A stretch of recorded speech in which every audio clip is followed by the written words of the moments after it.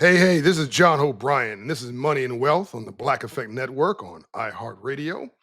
Uh, is it true that some millionaires make there by 50? Is it true that 50 is not too late? No, that's not true. It's a lie. The reality is actually most millionaires become that way in their 50s. It is very much true that 50 is very, very young.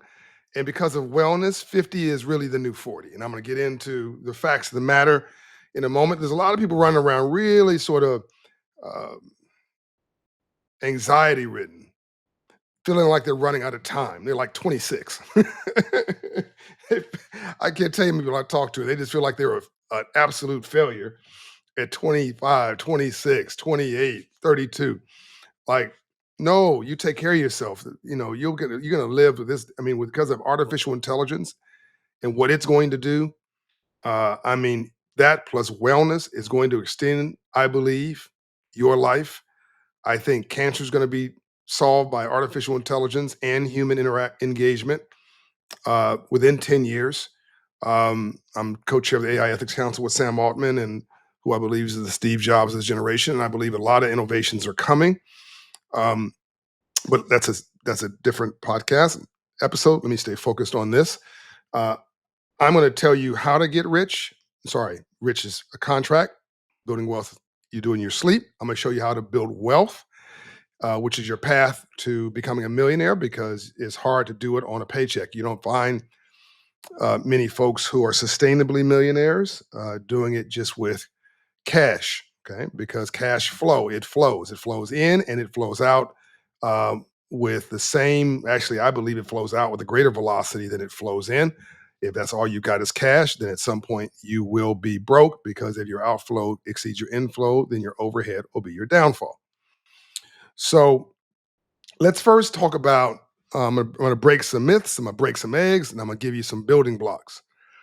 Pull out your pen, pull out your piece of paper, pull out your iPad, pull out your iPhone, pull out your notes, fill out uh, your digital app that you use, pull out your artificial intelligence tool that you use, whatever it is that you're using to take notes. It's time to mark it all down.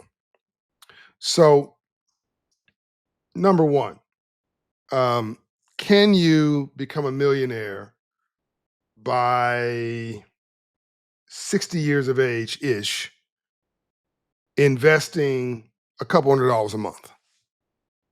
Absolutely yes. The answer is absolutely yes. Um, so if you, in scenario A, you take $300, you're age 25 in this example. So tell all your friends at 25 ish to listen to this podcast, open a institutional investment account. I'm not talking about all this flaky stuff. I'm not talking about investing in get rich quick schemes. I'm going to cover all that stuff also in a minute. I'm talking about stable, like, you want to call it boring investments, things that are staples, that are best in class, flights to quality, things that you use. I'm talking about institutional companies who invest in things that you use every day, and companies that you respect are going to be around, uh, unless the world ends, will be around arguably your entire lifetime. So you're gonna open an account, right? And Operation Hope can help direct you about where to open an account. You'll make the decision. Um, you're going to put in $300 a month. You're going to get an annual return on an S&P 500, which is the historical average of 10%. Okay. You're going to have a 35-year time horizon because you're going to live, in this example, to 60, 65 years of age. By the way, if you live in a 500 credit score neighborhood, talking about the power of credit scores, you live in a 500 credit score neighborhood, uh, you live to 61 years of age. You're in a 700 credit score neighborhood, you live to 81 years of age. Isn't that deep? I'm gonna repeat that. You live in a 500 credit score neighborhood. You live to 61 years of age on average. It's a 20-year delta, 20-year difference, right? If you live in a 700 credit score neighborhood, you live 20 years longer. Go to the Hope Financial Wellness Index, right, and type in your zip code, and I will tell you how you're living. And it's 15 minutes apart, 20-year delta on life expectancy difference. And it's not just the credit score, it's the trending indicators underneath it: hope, well-being, belief, faith, confidence, joy, optimism. I can't tell you that being positive is going to make you succeed. I guarantee that being negative is going to make you fail. So mindset matters. So all poverty other than sustenance poverty, roof over your head, reasonable health care, um, basic well-being, food on the table, all other forms of poverty are mindset. Whether you believe you can or whether you believe you can't, you're absolutely right. So if you have the mindset of long term and you believe in your future, you got your credit score up, you're living below your means, right? You're investing $200 a month, which you spend on, by the way, going to a restaurant or Starbucks or whatever. I like Starbucks. I'm not picking on Starbucks, by the way. But if whatever you spend $300 a month on, you do that over 35 years from age 25 to age 60, you'll be worth, just from that alone, $1.1 million. Scenario B, $200 a month, $200 a month starting at age 25, 10% interest, 35 years is the term. You'll be worth about $750,000, right? That plus home ownership, you're still a millionaire. Probably much more than that with home ownership. So time plus consistency equals wealth. It's not about how much it's not how about how much you have, or how fast you start, is how long you give it to grow. Okay. So I want you to change your mindset so you can change your life. Um, in 1 year, you're going to earn a little interest. By year 20, you're earning interest on the interest. I hope you got that. Money makes more money on money than money can ever make on labor. That's the last big shift after the industrial revolution and the technology revolution. You really had, I believe, a financial revolution where people on Wall Street realize that they can make more money on money than they can make on investing in labor or machinery or whatever. And I think the only thing that's going to outstrip that is going to be technology tied to artificial intelligence, but that's another conversation for another day. So you're going to join this group. This is where the Main Street is going to follow Wall Street. So over time, your money is making money on money. That's why real estate is so powerful, because you're compounding the money you put into it, and you're using the power of mortgage leverage, a conservative mortgage, conservative debt levels at good interest rates and good terms, but you're using the leveraging effect that you put 20% of your money into that property, and the mortgage companies put 80-90% of their money into it. You got a great interest rate, great terms. You're going to get the power of compounding over time, and your 10 or 20% is going to benefit of the lift of the whole dollar, the whole 100%, and you're going to build wealth over time. It's interest on interest, is money on money. But I'm going to do a whole series just on home ownership. Thank you, Janice Bryan Howroyd, for encouraging me to do that. You don't need you don't need to be rich to get rich. Okay, this is my mother's story. You just need to be consistent, right? Juanita Smith was consistent. $10 a day, that's two coffees or lunch money, right? Put that in the market, and by 60, you could be a millionaire without ever getting a raise. All right. So that is the second way I've told you how to become a millionaire. I do a whole piece on how to be a millionaire in 5 years. Go back and watch that podcast and watch those videos.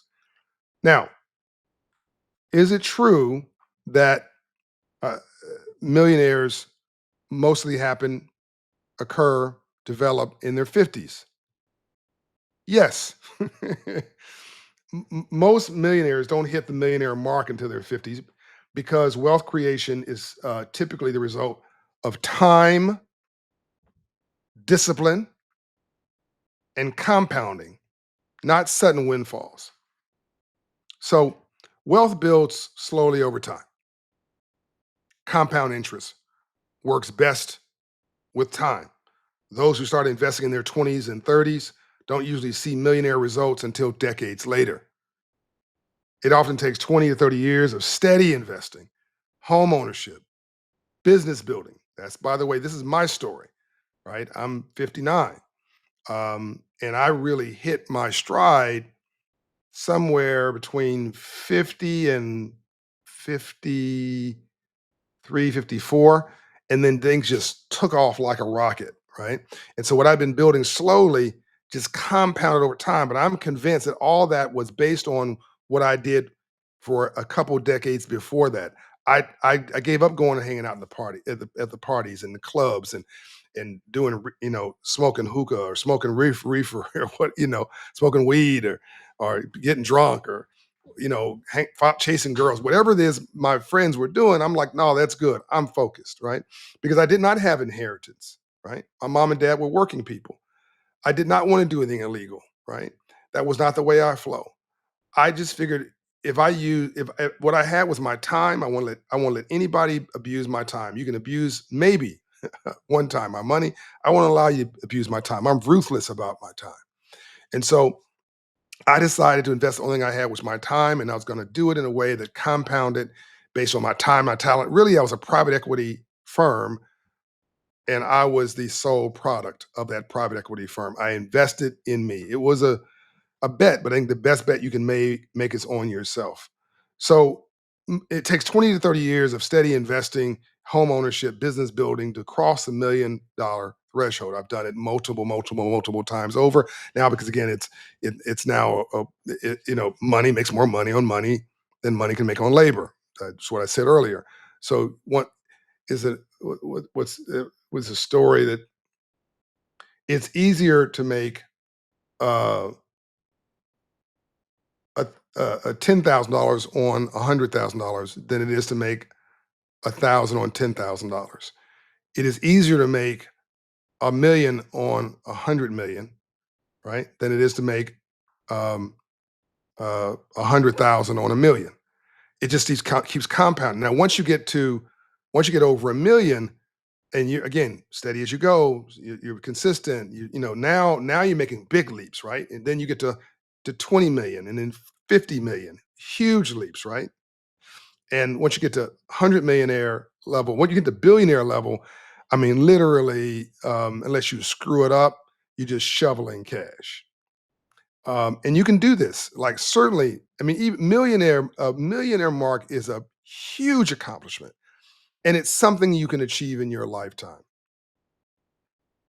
Fidelity reports that the average 401k millionaire, I just met the Fidelity, met with a Fidelity founding family last week, actually, very nice person.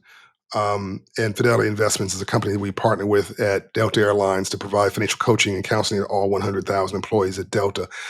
And they are a 401k manager. And Fidelity reports that the average 401k millionaire, meaning that it's just auto invested, right? That you're not doing anything spectacular. In fact, you're not doing anything other than putting that money in every paycheck period, set and release, going about your business and never taking it out. Fidelity reports that the average 401k millionaire is 59 years old. Hello. Okay. Can't make this up. Coincidence is God's way of remaining anonymous. It's an Andrew Young quote. The average 401k millionaire. I'm not a 401k millionaire. I made my money in real estate and in other areas and in traditional business. And uh, uh, I used my own talent, my own hustle, right? And I don't work for anybody else. I work for me. I have a 401k, but it's modest. Um, but even that's on modest from my net worth. But even that's on auto investment. I don't bother it. But the average person who really focuses on their 401k to become a millionaire, an employee, a W-2 employee, all right, I write checks. I don't really cash them. cash them as a W-2 employee. I'm an employer, right? Is 59 years of age when they hit that millionaire mark. In your 20s and your 30s, uh, this is why early years are for learning, not earning, right? Um, in your 20s and in your 30s, you're paying off your student loans, which is an investment in you, by the way. You're going to make more money.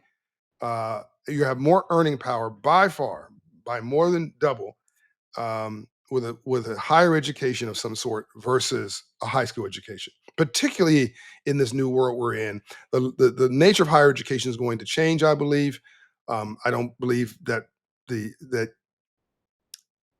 4-year traditional degrees or 6-year or whatever, for advanced degrees. I don't believe that that's the only path to education. I just believe you need to get an education. You can also trades, by the way, tradesmen, tradeswomen, we need 50,000 plumbers a year. I think that number's right. It's I'm going off the top of my head. About the same for electricians. I mean, you cannot AI an electrician. You cannot AI right a plumber. Those pipes break. You need some help right now. You're going to call somebody. You're paying whatever their going rate is. These people are making bank. They're making good money, and if you invest that, you can become a millionaire in the trades, right?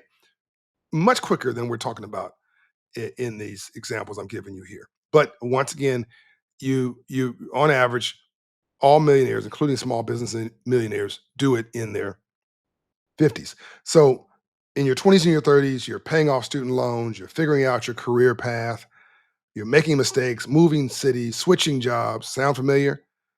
Wealth typically follows mastery and consistency, which people often don't hit until their 40s and their 50s, right? Income tends to peak in their 50s, in your 50s. For most professionals, salaries peak between 45 and 60 years of age. Uh, More seniority, leadership roles, or business equity happens later in life typically. It's certainly all this, by the way, is certainly the case for me. Wealth accumulation accelerates when the income is higher and expenses have stabilized. So when you're younger, you're everything that goes out comes in is going out. You're partying, you're having fun, you're traveling, right? As you should, by the way. Number four, home equity and real assets appreciate over decades. Slow it down, let the game come to you. Many become millionaires not through cash, but through equity. This is my story. Okay. Primary residence, investment property, retirement accounts. These assets often take 10 to 20 to 30 years to mature in value. Okay?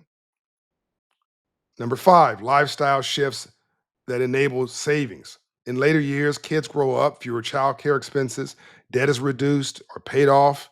Typically, lifestyle stabilizes, right? This frees up more money to invest and build net worth, which means maybe your goal now, older as you get older, maybe your goal now, by the time you hit 40, 45, your goal now is to become it will be worth $2 million or $3 million. Well, maybe your kids have, because you had kids early, maybe your kids have rolled out and they're doing their own thing because you had them when you're 20. I'm not encouraging you to have children early, by the way. Um, Here's some bonus insights for you. The flash versus the foundational myth, right? People often assume that millionaires got rich through, lottery or fame or whatever, but that's not what the data shows.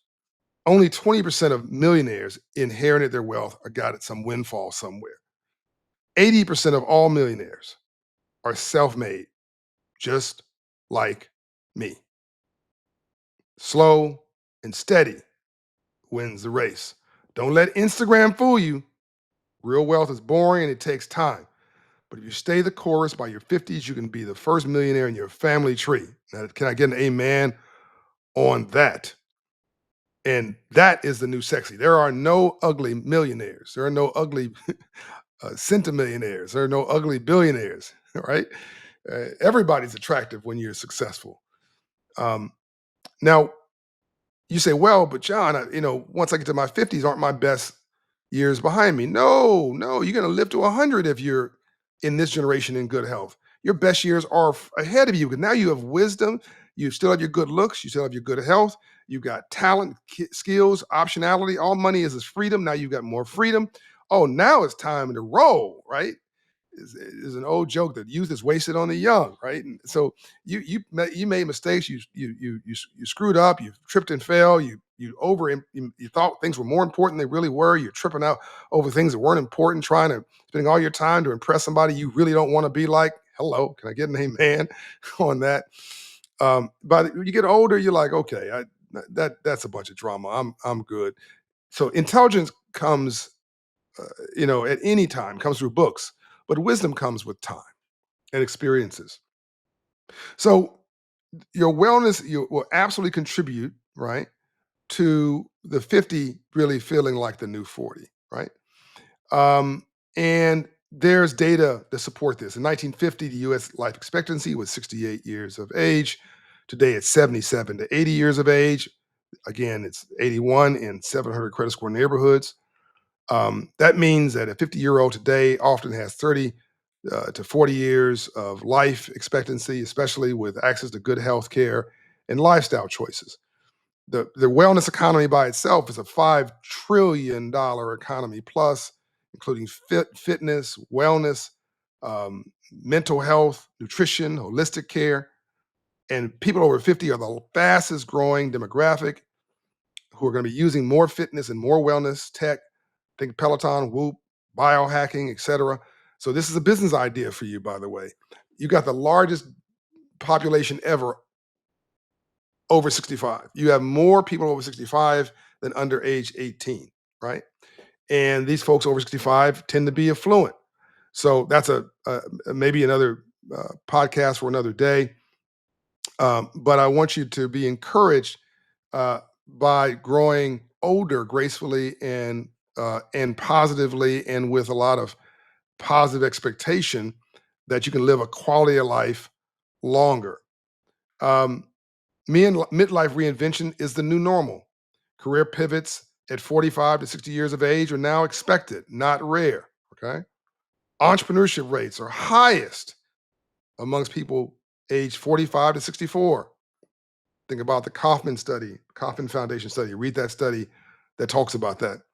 Second acts are being taken more seriously by people, often because people feel healthier and more energized than generations before, right? Mental health and mindset shifts, greater focus on purpose, therapy, emotional well being, is helping people to avoid burnout and chronic stress.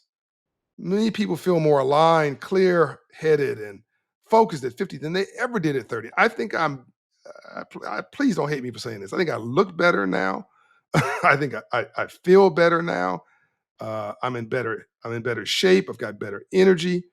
I've got better purpose. I'm calmer. Uh, I'm I'm I'm I'm rocking. Look. Let me just say it. Smart's the new sexy, right? Smart, and mature, steady, and sure is the new sexy. That's what I'm talking about. Boring is the new sexy, right? That's a TD Jakes quote that he gave me. The last one. Boring is the new sexy. I did a podcast on that. So here you go. I'm going to give you some examples of folks who knocked it out the park later in life. Um, so 50 is just the beginning. All right. Health and wisdom and winning is your second half act. Most millionaires don't hit this milestone in their 20s or 30s. And again, according to Fidelity, this happens in your mid 50s, not by winning the lottery, not by talking about all this cash, got this dollar, got this gas, got this bag, got this. All money is an exchange of value. That's all it is. And if your outflow exceeds your inflow, then your overhead will be your downfall. And if you're a professional athlete, or you're trying to hook up with one, or you're a rapper or whatever, you're a singer, all good. That's fantastic. But if you burn out and run through your cash and your contract is over in your late 20s or early 30s, which is typically the case, and if what I just said is true, but you're going to live another 60, 80 years, what are you going to do for the rest of your life? Work at Starbucks, work at Walmart, work at Petco, right? That's not going to go very well for your ego. So you need to set your life up for the rest of your life. But here's the good news. It's not too late. It's not too late to reset, rebound, um, repurpose. So the myth about early success is mostly wrong. Um, A lot most of the folks I knew who were balling in their 20s are broke now. They were flossing, they were balling, they were, "John, you should come hang out with us." They're all broke, and most of them asking me for a job. Um, the 20s and 30s, as I said earlier, but I'll say it again, it's worth repeating, are often about learning, about failure. So it's just, and all failure is an outcome to an experiment. That's all it is. And it's about reinvention. It's about finding your purpose, finding your meaning, becoming reasonably comfortable in your own skin, and then you hustle for decades, um, and and then you begin to harvest. Okay, so the data shows that most millionaires become that way in their mid 50s. But I'm not just talking about money or wealth creation or investing in entrepreneurship and real estate, although that's what I did. I'm going to also talk to you about community millionaires, spiritual millionaires, social justice millionaires, right? People who've uh, over-indexed on purpose, and on purpose. People talk about Nelson Mandela, and they're so proud, as am I, of Nelson Mandela. I've got Nelson Mandela's prison number right on my wrist right now. I wear it every day. Okay, and I think that my mentor, Ambassador Andrew Young, is a Nelson Mandela of this generation. But Nelson Mandela, people don't really think about this. He was an angry black man. He was an attorney. He was angry most of his 30s and his 40s about the injustice in the world.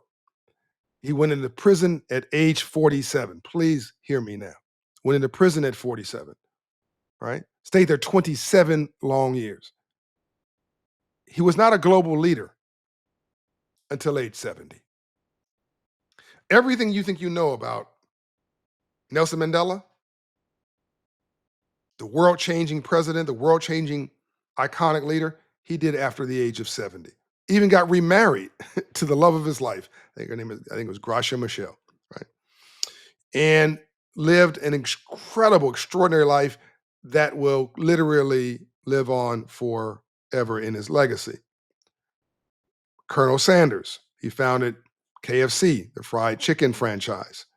He didn't do that until age 65. Started it at age 65. Vera Wang, right? The famed designer. She started designing dresses at age 40. Here's one for you. Sam Walton, founder of Walmart, one of my partners. I'm co-founder with the CEO of Walmart, of Financial Literacy for All, Doug McMillan. I love the dude and I really admire the company. But that started with one store and a big vision. And he started scaling his company. He didn't start scaling Walmart until his mid 50s. Now you hear my story. And I really have not, I mean, I think my best years are ahead of me, but I didn't really hit my stride. I've been building infrastructure and building systems, building a management team, building uh, a company, building organization, making mistakes, right? Falling down, getting back up, successes going from failure to failure without loss of enthusiasm. I take no for vitamins, building resiliency, over to round it through it, going to get to it. Um, I mean, my teens and my 20s, my 30s were mostly a blur. I mean, I was just running. I was just running. I've been to 100 countries. Didn't really enjoy most of them. I was just running. I was taking care of business. And I went there broke, went there, try traveling coach to Japan. I've done that, right? Coach to Africa in the middle seat with your knees in your in your chest. I've done all that. Whatever the experience is, I've had it. And that just gives you a lot of comfort later in your life. And no one can talk to you crazy. No one can talk to you outside of their mouth trying to tell you something. That's why when you see me on comments on social media, on Instagram, whatever, if I'm coming back at somebody sharp, it's because I know what I'm talking about and they don't, right? To argue with a fool proves there are two, right? And so I don't argue with people. I just simply set them straight. Now, if I don't know what I'm talking about, I don't say anything. But if I know my facts, don't come at me sideways, right? If you come at me respectfully. You're not going to disrespect me on my own page, right? I mean, I was born at night, not last night, right?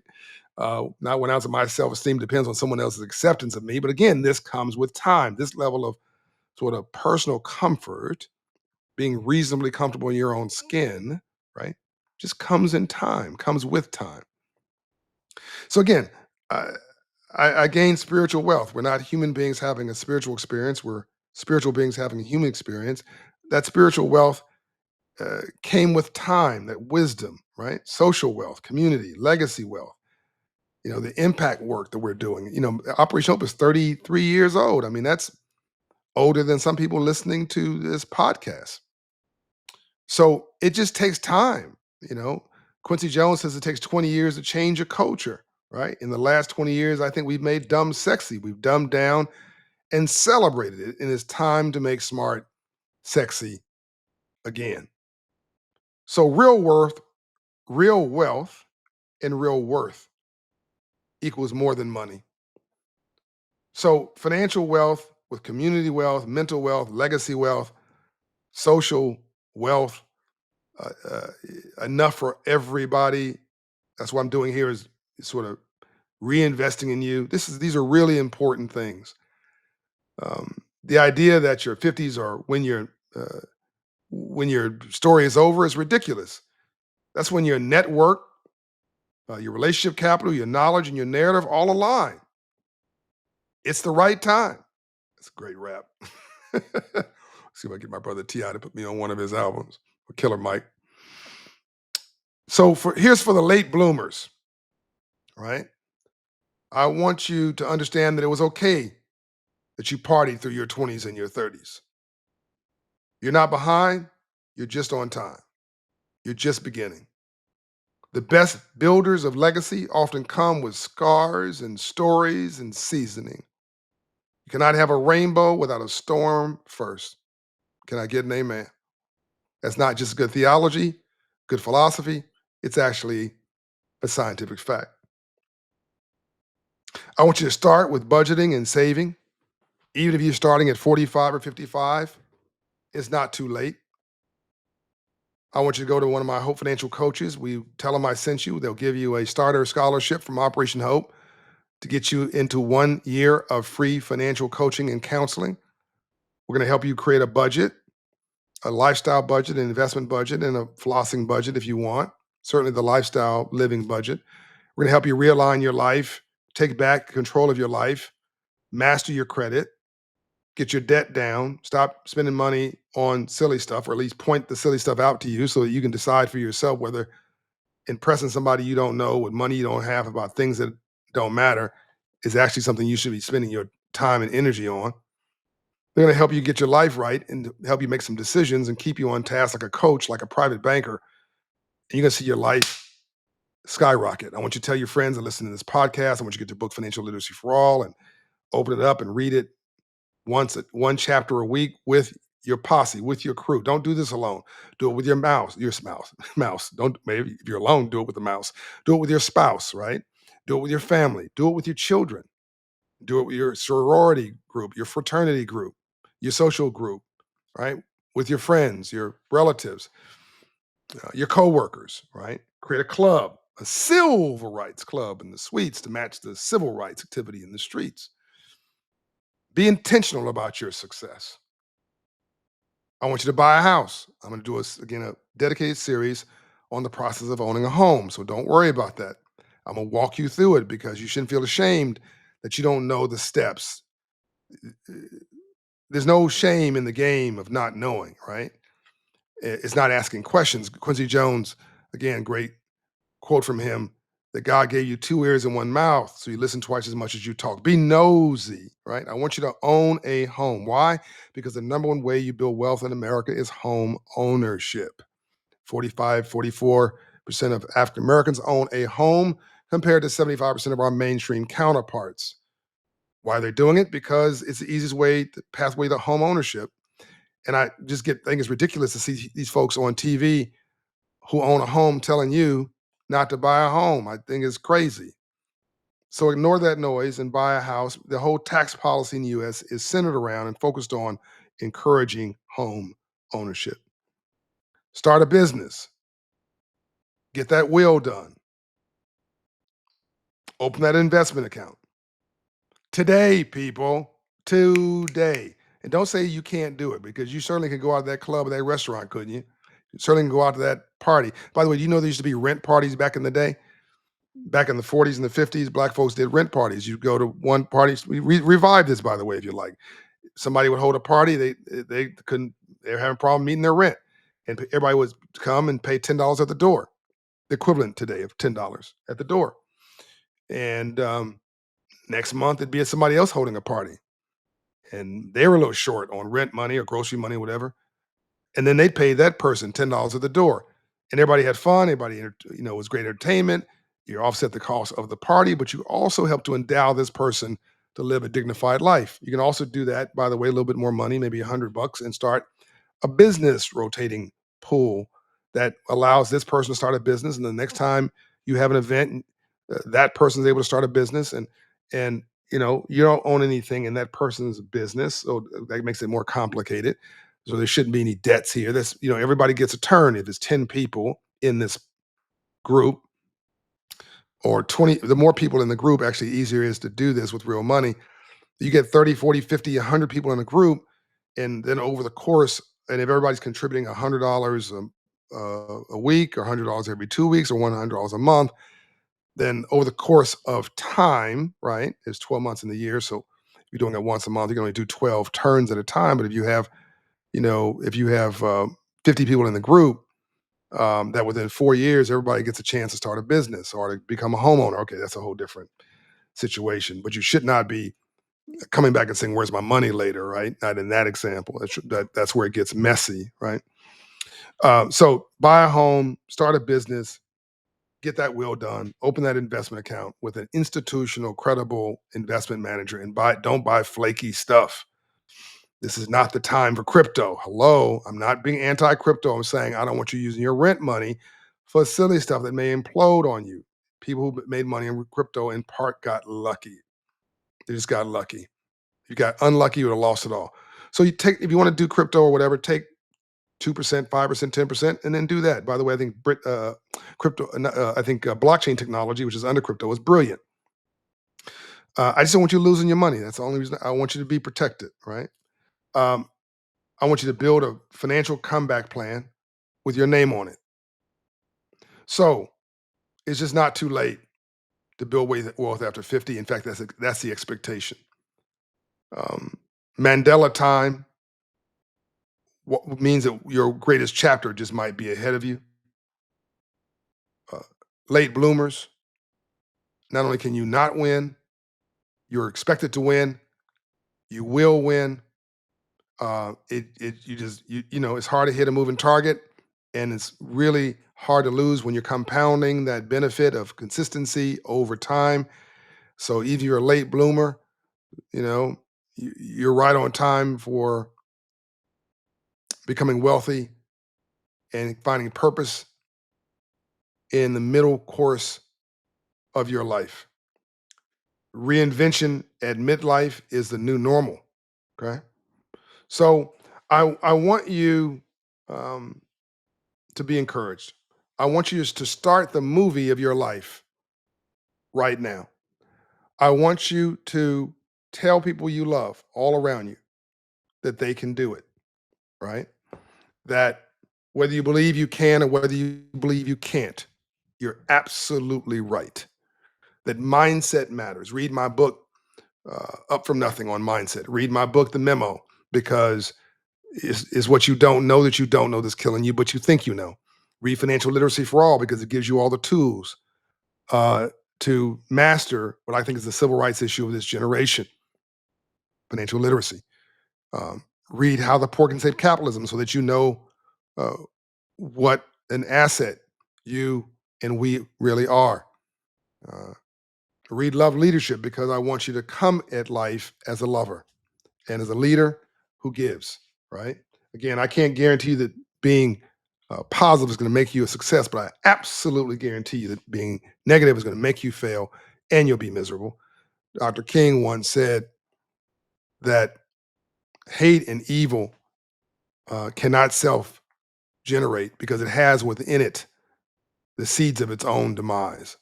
I want you to be positive. I want you to see the glasses half full. I want you to get up in the morning, no matter where you are, no matter what age you are, and know that this might be and just could be the best day in the best week in the best year in the best era of your life. Remember, Mandela found the love of his life after he got out of prison. And he didn't change the world until after he got out of prison. That means his 70s and his 80s were killing it. He was at the club of his best life at 85. What can you do? My mentor, Ambassador Andrew Young, is 93 years young. You talk to him, if you have the opportunity to talk to the man who was on he was on the balcony with Dr. King, the last living lieutenant for Dr. Martin Luther King Jr. He helped to build Atlanta as the only international city in the South, brought the Olympics to it. Atlanta, Georgia, helped to get Delta to go to Africa. And he's on the board at Delta. Just so many accolades, over 100 honorary doctorate degrees, congressman, mayor, builder, civil rights leader, pastor. So many lives within this life. So many lives.